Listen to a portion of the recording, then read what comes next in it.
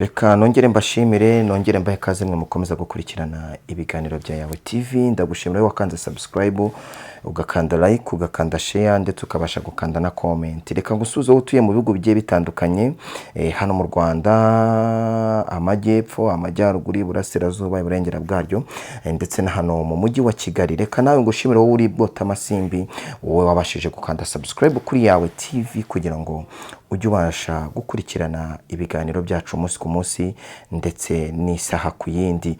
Aka kanya nta kindi kinzanye, ni inkuru y'incamugongo, ni inkuru ibabaje, ni inkuru igoye gukomeza kuyumva cyangwa se kuyumva mu matwi.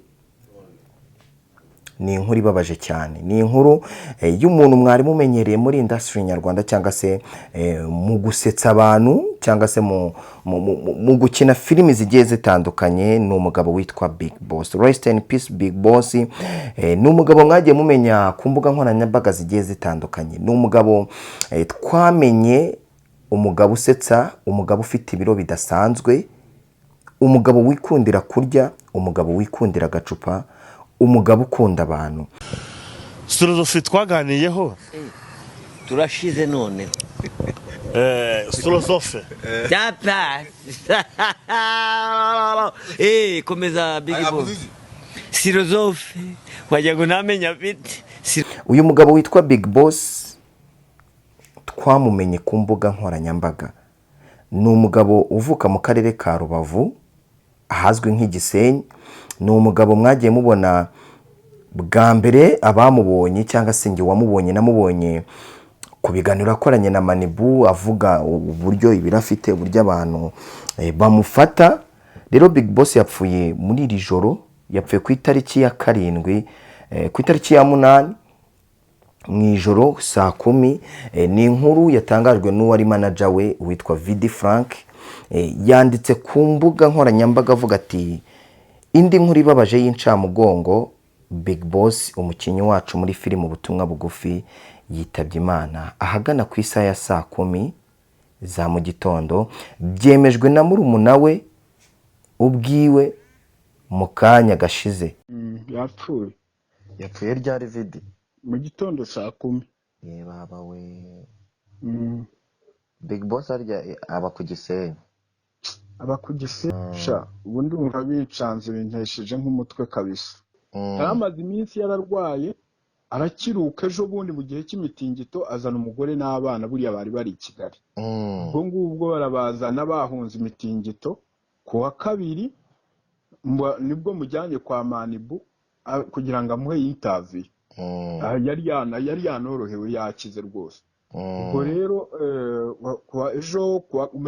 ejo bundi ku wa 5 arambwira ati, rero ndamanutse, niba nta shuti dufite reka ngende ngike kansubire Igisenyi. Aca kwa murumuna we mu Byangabo. Niho rero yari yaraye ari buzinduka agenda. Nibwo saa 12 nibwo murumuna wambwiye ngo arapfuye. Baba we. Ntawe nyumvira kabisa. Shabihangane kandi n'umuryango wihangane. Azize indwara y'umutima, ni nayo ndwara yaramaranye iminsi arwaye. Ibijyanye no gushyingura kwe nejo i Rubavu, ataginga ibinyamakuru bigiye bitandukanye. Uyu mugabo Big Boss yari umugabo urwaye indwara y'umutima. Ni indwara yaramaranye igihe, ni indwara yari afite, kandi murabyibuka ko no mu minsi ishize yigize kumutura hasi aravuga ati, nikubise hasi ngira ngo ni ikintu gishwanyutse, abantu bari baraho barirukanka habura umuntu n'umwe uza kunyegura. Big Boss avuga yuko, cyangwa bitangazwa yuko yagiye abuzwa kenshi kunywa inzoga, ariko uyu mugabo bitewe n'ukuntu yikundiraga agatama, yikundiraga ibyo kurya kandi atajonjoraga. Murabizi uburyo yakubitaga inyama, murabizi ibiryo yaryaga, ibiryo birimo amavuta menshi, ariko ntakundi. Uyu mugabo yavuye hano i Kigali, yavuye i Gisenyi azi Kigali. Murabizi Nkundura yari imaze iminsi iri Gisenyi imitingito, ahungana n'umuryango we baza hano mu mujyi wa Kigali. Vidi Frank aramwakira, ndetse uyu mugabo yazanye n'umuryango we baza kuba hano i Kigali. Ariko nyuma y'uko hari hagaragaye agahenge muri Gisenyi, yaravuze ati, reka mbe nsubiye ku Gisenyi n'umuryango wanjye, ni naho ubuzima bwari bunyoroheye ku bana. Uyu mugabo ntabwo yahise ajya ku Gisenyi direct, ahubwo yahise ajya kwa murumuna we mu Byangabo ari naho yaguye. Bamubujije kunywa inzoga, bamubuza ibintu bijyanye na alcohol, ariko aranga arabikora.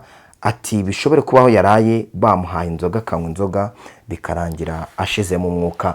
Rero tubonereho kwihanganisha umuryango we, umudamu we, abanyarubavu muri rusange, abakundaga imbuga nkoranyambaga, ibyo uyu mugabo yatangazaga cyangwa se ibyo yavugaga bisekeje. Umugabo wahoraga yirira, umugabo wahoraga yinywera.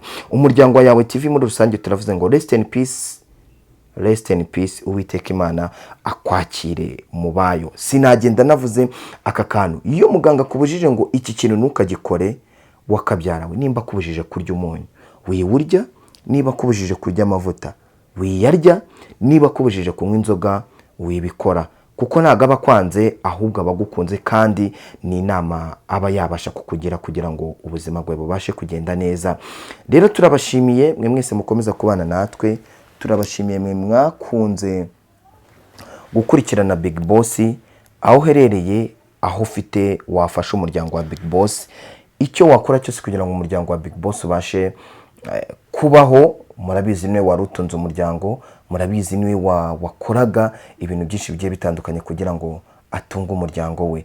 Rero muri rusange turabasabye, nimba hari icyo ushoboye, uyu mugabo tumufashe. Twihanganisha abantu benshi bagiye batandukanye, inshuti yiwe magara ya Kamwana, inshuti yiwe magara ya Go For Real, inshuti yiwe magara Big Town, inshuti yiwe magara Yawe TV twamukundaga, Urugendo TV, Ange Davis mu Bufaransa yari umufana we, ndetse n'abantu bose muri rusange. Reka tubabwire ngo mukomeze kwihangana. Umuryango nyarwanda wa filime muri rusange, mwese mwihangane, kuko tubuze umugabo wari ufite akamaro kanini kandi gakomeye muri filime nyarwanda ndetse no mu gususurutsa abantu. Big Boss yagiye atangaza kenshi yuko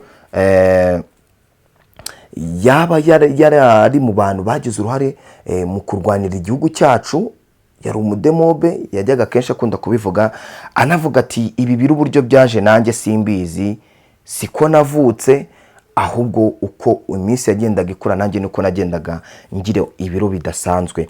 Rero Big Boss, iyi nkuru irababaje kuyivuga, ni inkuru ibabaje, inkuru y'incamugongo, ariko nta kundi, aheza ni mu ijuru, twese niho tugana. Ahubwo dukore kugira ngo ibyo dukora cyangwa isi turimo tuzagire inkuru tuhasiga, inkuru nziza imusozi, ubundi tuzitahira amahoro. Rest in peace kuri Big Boss, kandi mwese mukomeze kwihangana, turabakunda. Imana ikomeze kubarinda uko bwije n'uko bukeye. Amazina nitwa Emi Nyawe, Imana ibahe umugisha.